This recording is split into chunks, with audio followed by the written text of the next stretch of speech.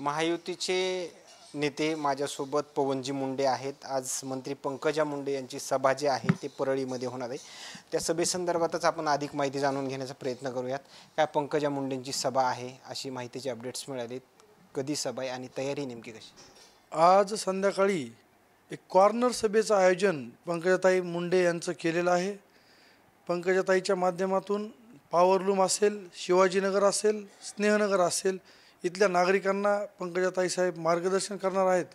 Powerloom हा स्वर्गवासी गोपीनाथ मुंडे साहेबांच्या काळापासून हा भारतीय जनता पार्टीचा पारंपरिक बालेकिल्ला राहिलेला आहे आणि दर इलेक्शनला, मग ते लोकसभेचा असेल, आमदारकीचा असेल किंवा नगरपालिकेचा असेल, मुंडे कुटुंबापैकी एक व्यक्ती तिथे येऊन आम्हाला मार्गदर्शन देत असतो आणि इथल्या नागरिकांना ऊर्जा देण्याचं काम होत असतं। त्याचाच एक धागा पकडून आज संध्याकाळी आमच्या नेत्या माननीय पंकजाताई मुंडे यांची कॉर्नर सभा नागरिकांशी संवाद साधण्यासाठी पॉवरलूम परिसरामध्ये महाकाल मंदिरामध्ये आयोजित केलेली आहे। या बाईटच्या माध्यमातून माझं परळीकरांना आवाहन आहे की जास्तीत जास्त संख्येनं या कॉर्नर सभेसाठी आपण उपस्थित राहावं आणि ताईच्या मार्गदर्शनाचा लाभ घ्यावा आणि येणाऱ्या काळात परळीच्या उज्ज्वल भविष्यासाठी आणि भवितव्यासाठी आपण परळीकरांनी एकत्रित येऊन भारतीय जनता पार्टी आणि महायुतीच्या उमेदवारांना निवडून द्यावं आणि महायुतीचे सर्वच उमेदवार आणि पद्मश्री बाजीराव धर्माधिकारी यांना नगराध्यक्षपदावर विराजमान करावं। त्याचबरोबर मी आणि माझ्या समवेत डॉक्टर पूजा प्रितेश तोतला या प्रभाग 14 मधून उभे आहेत, यांनाही निवडून द्यावं असं या ठिकाणी आवाहन करतो। तुमची तयारी पाहिलं गेलं तर एक 4-5 वर्षापासून नगराध्यक्षपदाची होती, मात्र आज नगर सेवक पदासाठी उमेदवारी तुम्ही स्वीकारली आहे। नेमकं काय वाटतं याच्यामध्ये? बरेच इच्छुक चेहरे होते नगरसेवक पदासाठी, नगराध्यक्ष पदासाठी भाजपमधून देखील, मात्र त्यांची कुठं नाराजी वगैरे आहे का, किंवा ती पंकजा मुंडेंनी दूर केली, अशा काही बैठका वगैरे पार पडल्या? नाही, सर्वप्रथम मी हे स्पष्ट करू इच्छितो की मी एक सामान्य कार्यकर्ता आहे।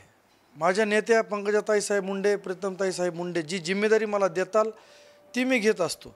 नगराध्यक्षपदासाठी माझं नाव मीडियातून आणि नागरिकातून चर्चेत आलं, नागरिकांनी मागणी केली, परंतु मी कुठलीही मागणी केली नव्हती। मला माझ्या नेत्या जो आदेश देतील त्या आदेशाला मी कायम बांधील असतो आणि आमच्या पक्षामध्ये नाराजी वगैरे असं काही चालत नाही।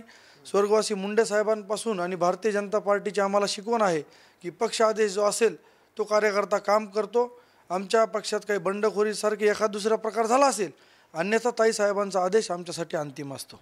खरं तर ग्राउंड लेवलला मोठ्या प्रमाणामध्ये जे महाविकास आघाडीचे जे उमेदवार आहेत ते देखील प्रचार फेऱ्या वगैरे काढतायत, त्यांना देखील चांगला प्रतिसाद पाहायला मिळतो, पण याचा परिणाम काय होऊ शकतो असं तुम्हाला काय वाटतं? आम्हाला 100% आत्मविश्वास आहे की या ठिकाणी आदरणीय पंकजाताई मुंडे आणि धनंजय मुंडे साहेब हे दोघं बहीण भाऊ एकत्र आलेले आहेत, दोन बलाढ्य पक्ष एकत्र आलेले आहेत। शिवसेनासुद्धा आमच्यासोबत आहे, RPI सुद्धा आमच्यासोबत आहे आणि ताई आणि भाऊंनी सगळ्याच पक्षांना जवळपास चांगली संधी या इलेक्शनमध्ये दिलेली आहे।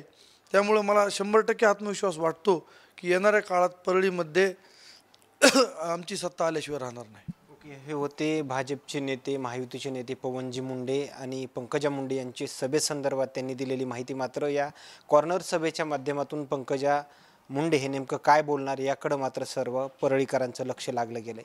कॅमेरामॅन उमाकांत फडसोबत सचिन मुंडे, सूर्यदुर्ज मीडिया, बीड, परळी।